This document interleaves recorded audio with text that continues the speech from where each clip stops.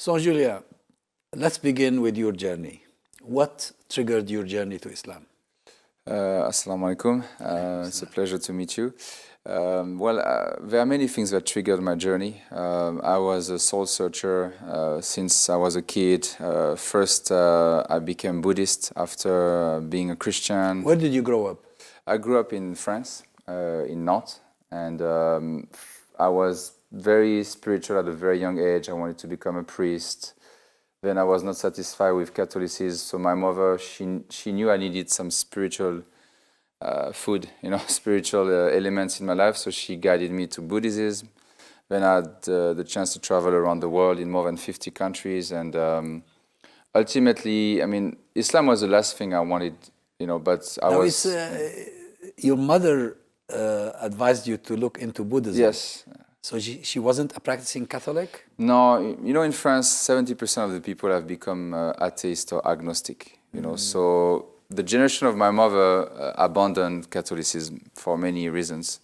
But they were still believing in God or something spiritual, and Buddhism came very strongly in the 90s with the Dalai Lama. There's a huge promotion about that, and we watched movies together, and I like the peace meditation part of Buddhism, which is quite similar to Islam. If you look at when you have to withdraw, when you have to seclude yourself and think about God. Yes. Do khalwa. Like Rasulullah Sallallahu Alaihi Wasallam, when he got the revelation, yes, he withdrew from the world, right? So I traveled around the world, and I started to work as an international reporter with reports in the New York Times, The Economist, and I was in many Muslim countries. Every time I hear the azan in Cyprus, in Tanzania, Dar es Salaam, I felt something compelling me, like, hey, it's for you, but I didn't know. I thought it was a religion only for Arabs. So I thought, so I never really bothered to question, and when I lived in the Philippines, I decided to settle in the Philippines, which is a very practicing Christian country. That put me back on track, on the path of God. I went back to the church. As a Catholic? As a no longer a Catholic church. It was like Protestant, born again. With the born again, they read the Bible at least. The Catholic, they don't read the Bible. So that's a big difference. So I was trying to go back to Christianity. I was about to baptize again. And right after the Ramadan of 2012, I was studying Islam at the same time. And I asked God, I made prayer to God. I said, I need to choose one of the two religions. That was in the Philippines? I was in the Philippines. I went for the Eid. I was not yet Muslim. I went with some Muslim friends that I met. I saw some women praying behind men. I said, this is not fair. I didn't understand yet the whole thing. So I liked the spirit. I thought it was very, very strong. In Manila or? In Manila. And I took my shahada in front of my computer watching Peace TV. And many other programs. I mean, so I really value what you're doing and what everybody's doing on the media, because I took my shahada in my room in front of my computer. After that, I went to an embassy and the khutbah, and I took my shahada in front of everybody. That process, which started with hearing the adhan, how long did it take altogether? Well, Cyprus was 2007, and I became Muslim 2012. So actually, it's my first country, my first mission was in Dubai. So already in Dubai, I start to feel something, a bit of flavor on Islam. And then I traveled in Cyprus, and actually Istanbul was a big thing for me. I remember I was in Sultanahmet, and I met some Muslim, and they told me normally we should pray 50 times. But it's been reduced to 5. I was like, wow, this is a lot, 50. I mean, what type of God asked that? I was like 50 times during the day. Now I understand the value. Like, we pray 5, but actually the value is 50, or, So I went to some masjid and I was meditating inside the masjids. So I thought every place I should be able to meditate. And so people were praying. I was meditating inside the masjid. It took me time, but Turkey is part of it. Yeah. That was part of the process before conversion? Yes, many things, but one thing that struck me. I was on my way to Philippines. I stopped over in Abu Dhabi for 8 hours between 2 flights. I take a taxi. I listened to a song. I thought it was a song at the time, and I said to the taxi, what is this song? It really touched my heart. And he stopped the car. He said, brother, it's not a song, it's the Quran. And he started to warn me. Immediately, he said, brother, if you want to save yourself from the hellfire, save yourself and your family, become Muslim. He invited you? Directly. And this is the best dawah you can do to someone. If you have only 2 minutes, you don't have the time, to establish. So at the time, I said... He saw you influenced. Yeah, we talked a little bit. I think he liked me, and he said, you're a good man. Please save yourself from the hellfire and your family. And I was like, whoa, wait a minute. Nobody's going to hellfire here. Just chill, And he said to me, promise me you're going to read the Quran. And I said, yes, but at the time I thought...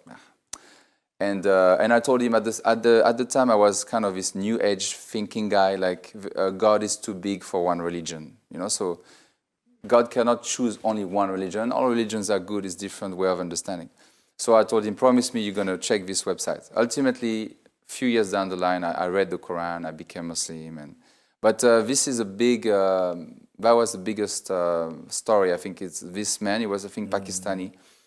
May Allah bless him and puts a lot of rewards on his scale, because that's what every Muslim should do, And we're claiming we're 1 billion people, but now we are talking about this coronavirus a lot. But the biggest virus in the world is the shirk, Like the coronavirus affects your body, right? And you can die, but people don't realize they're already dead spiritually for the next life, So the same way.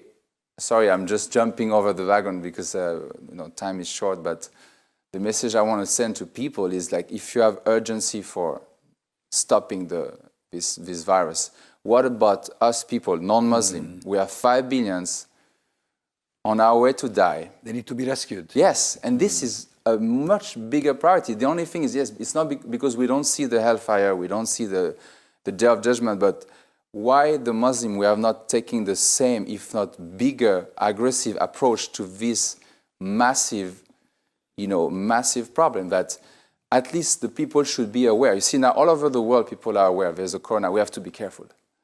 But to be fair, are the people in South America aware, 500 million people, that it's the last continent, for example, where Islam has not been spread?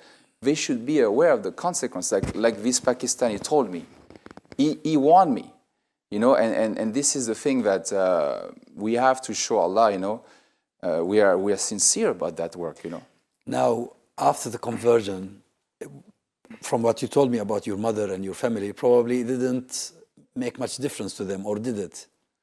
Well, my mom, she's a French woman, okay, so I don't need to say much, she's a fantastic mother. She's been guiding me, grooming me so well. She allowed me to travel at 18 years old. She allowed me to go to Australia to study English.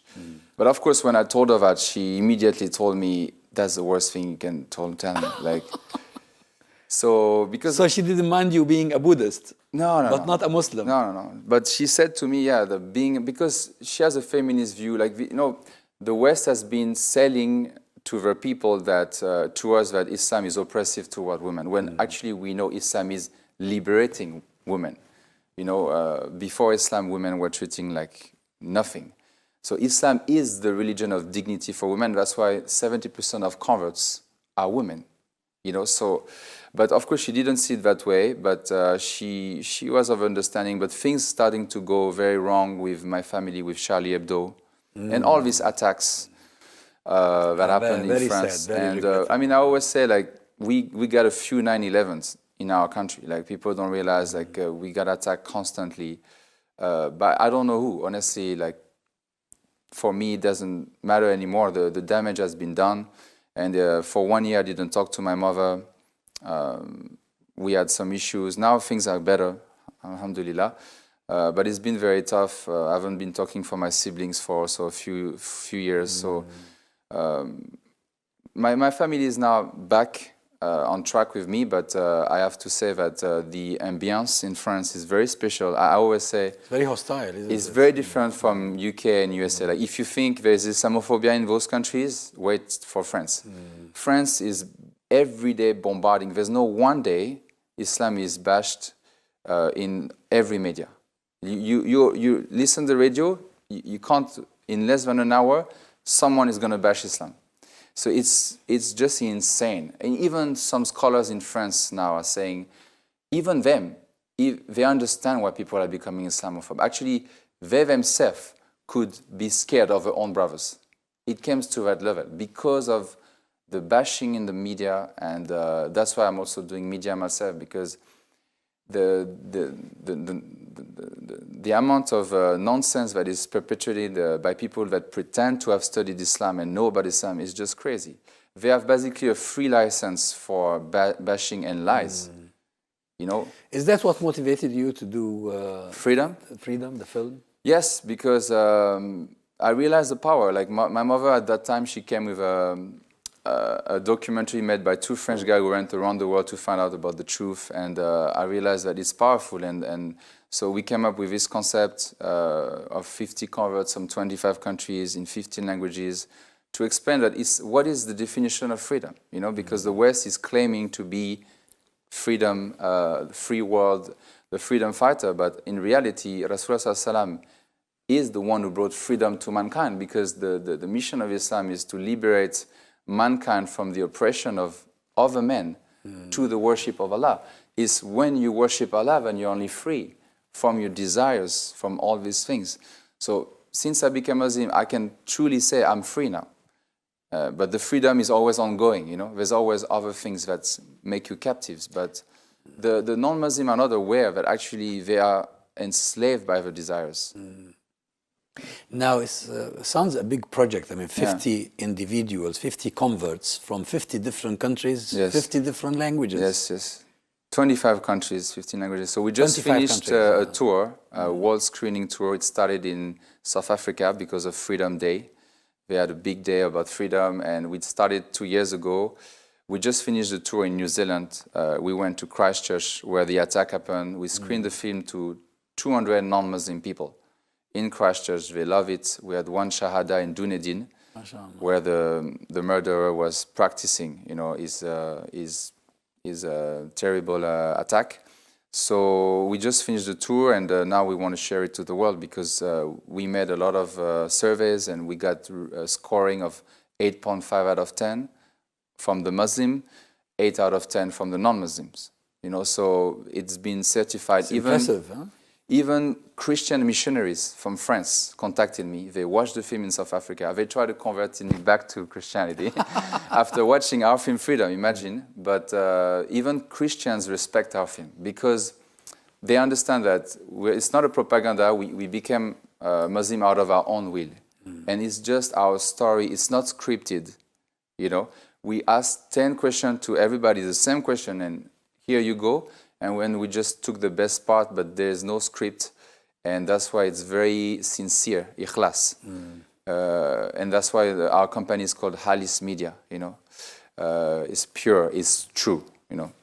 Now, when you were touring the world, and when you went to the Emirates and then to Manila, you were working in the media, in the mainstream media. Yes, I was working for an agency. Yeah. How did your conversion impact on your profession? Did it matter? Well, I actually converted when I became a singer-songwriter in the Philippines. So when I stopped actually... Oh, you stopped working as a correspondent? Yeah. At 27 years old, I got burnt out by the industry. It was very demanding, very, exciting. I was young, traveling around the world, first class.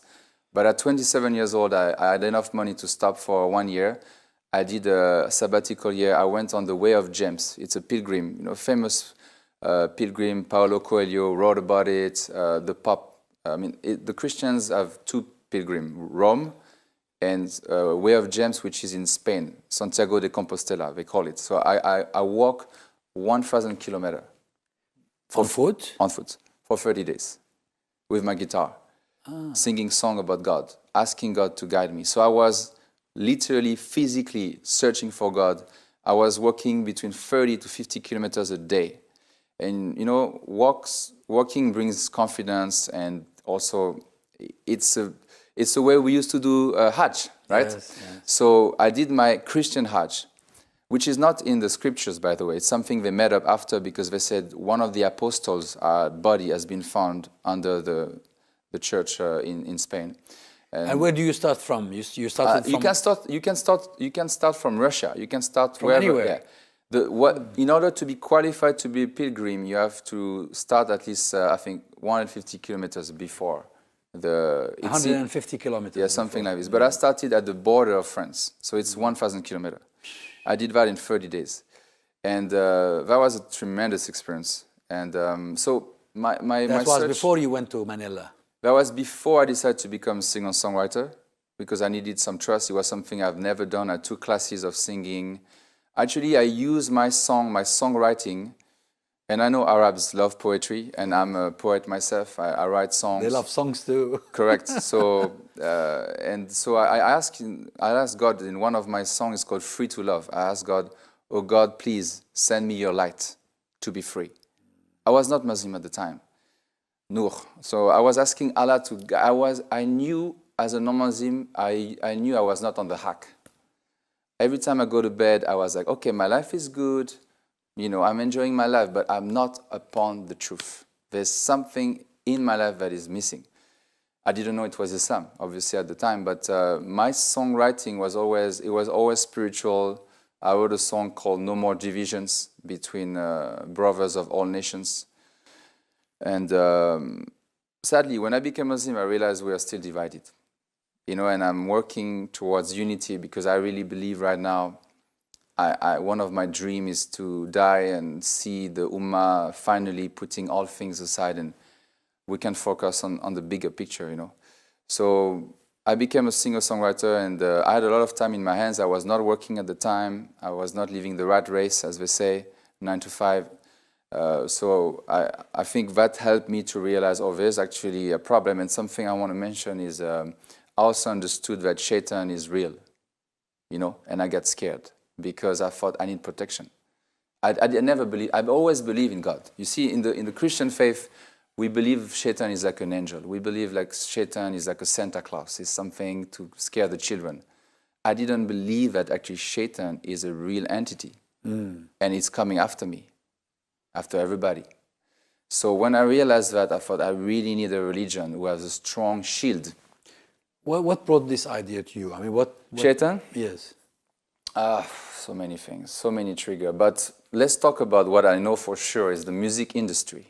The music industry is filled with satanic messages in some of the biggest stars, including French one. I mean, it's international. So in your song process... You entered into that world?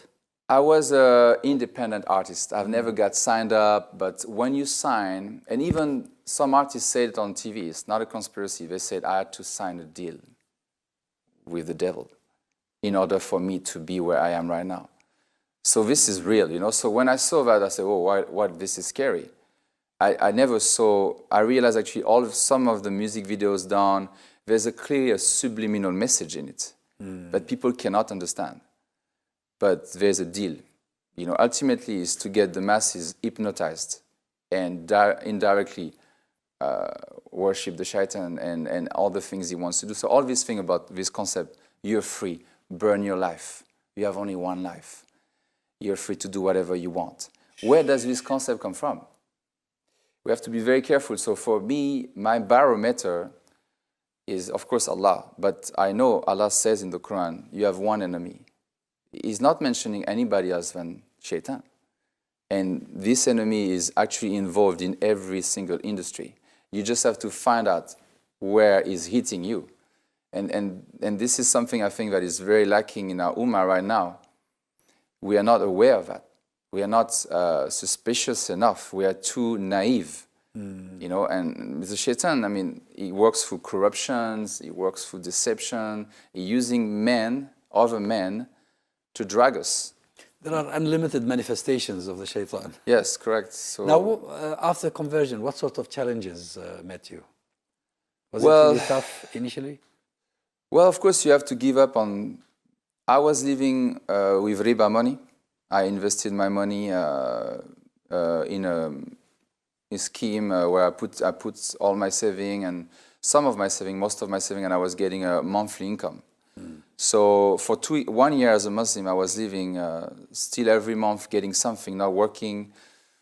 Alhamdulillah, brother, when I told him how I was earning my money, he said, I think this is riba. And I stopped it, and this scheme got destroyed after 2 months. So I would have lost all my money. Subhanallah. So you saved yourself. A great story I want to share with you. So I saved myself. I had 2 Japanese people who became Muslim, and they were under my scheme. So one sister, I told her, fear Allah. She already became Muslim. It's riba, get out of it. She got out of this. My other good Japanese friend, I told him, he said, no, I still want to stay in the scheme. He lost his money. 1 year after, 2 years after, he came back to me. I said to him, look, you lost money, but this time if you don't listen to me, you're going to go to hellfire. So become Muslim now. And he became Muslim as well. So his actually failure in the riba made him become a Muslim. So after he lost his money. After he lost his money. Subhanallah. He got to have the lesson. But now he's very happy. He's wearing the beard. I mean, he's like a proper Muslim. He's living in Japan. And his girlfriend of the time became Muslim as well. So there was barakah in it. But the biggest challenge for me was maybe women. You know, I was like most of Westerners, living the normal life, having girlfriends. And it's difficult to stop, you know, But I realized I was empty, you know, like all this. The biggest challenge for a man usually is women and wealth. Wealth didn't really consume me. Women was a bit harder because I was a singer-songwriter, you know, I had, many opportunities. They get attracted to you. Yeah, I mean, especially after I became Muslim. That's the funny thing. Really? Yeah, like abnormally. That was the biggest test. After I became Muslim was even more challenging because they were chasing after me, and I had to cut off my relationship, and I moved to Malaysia. I had to change country because Philippines was becoming a bigger fitna for me, and I stopped my career after 1 year. I had already like 500,000 fans on YouTube, and so I had a lot of followers at the time. But I stopped everything. I did music videos with Miss Universe, some actress. I stopped everything. And then I went to Malaysia. I started to do some dawah work. And as they say, the rest is history. I got married with a beautiful Malaysian woman who's been supporting me in all my projects, who's been my Khadija from the very beginning. So, I mean, when you give up something for Allah, it's always good for you. But you're going to have to make the sacrifice. MashaAllah.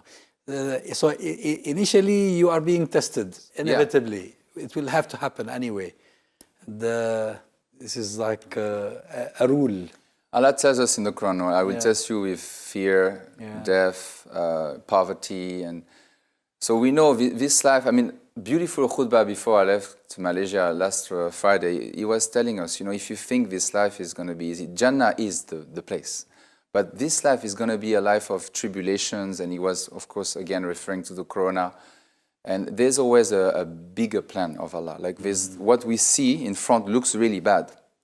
But actually, who knows, the corona might be the biggest blessing. Why? Because people didn't care about Allah. People didn't care about death. Actually, it's making people think. Now they have two choices. Or they keep believing in this material world, or they're going to start to realize, hey, this thing might hit me now. Am I prepared to live out from this world now? Because everybody live like he's never going to die.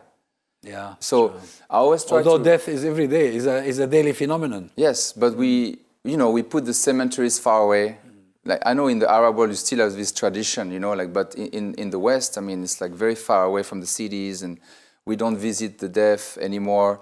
So we are cut off with this reality. We are going to die. And this corona actually is a big wake up for everybody, because even if you can't run away, and so I think hopefully, and this is one ayat in the Quran that Allah subhanahu wa ta'ala really put his in my heart. He says, they are planning in secrets, but I'm the biggest of the planner.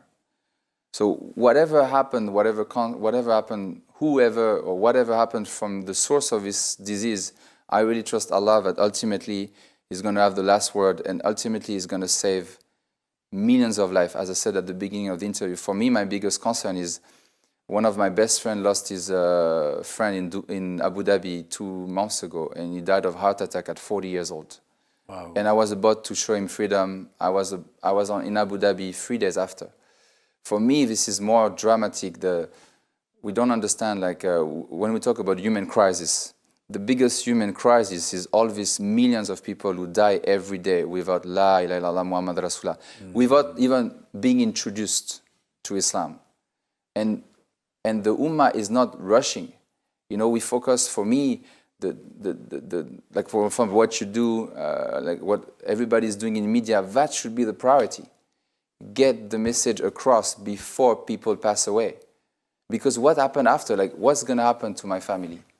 We know in Islam, I mean, there's no like gray area, especially if you reject the, you know. You are either here or there. Exactly, so it's or paradise or hellfire. And for me, I hope that, you know, through this interview and more interview, people will finally realize like our job as Muslim is to convey the message.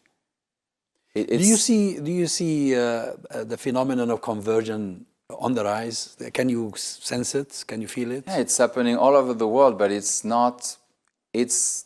organic. It's not engineered. You know, there's a way to engineer it, to put the right resources for this. You know what I mean? So it's happening. There's small efforts, but it's not, the Ummah is not behind that project. That's why we're getting into trouble, I think. Unfortunately, the wealthy in the Muslim world are just squandering their money on useless things. This is right. I mean, this is unacceptable. Like, there's not such a thing as, I mean, in Islam, the money should always flow. You know, like you have money, as long as you invest, you're going to get more barakah. But for some reason, we have adopted this mindset of keeping so much for ourselves and not giving, you know, when it's necessary. And I think right now, media should be the biggest investment. Because if you understand that you can impact someone like me, you can reach me in the Philippines and make me become Muslim. You know, so unfortunately, we're still focusing on building big masjids where nobody show up on Fajr, which is a prophecy. Yeah.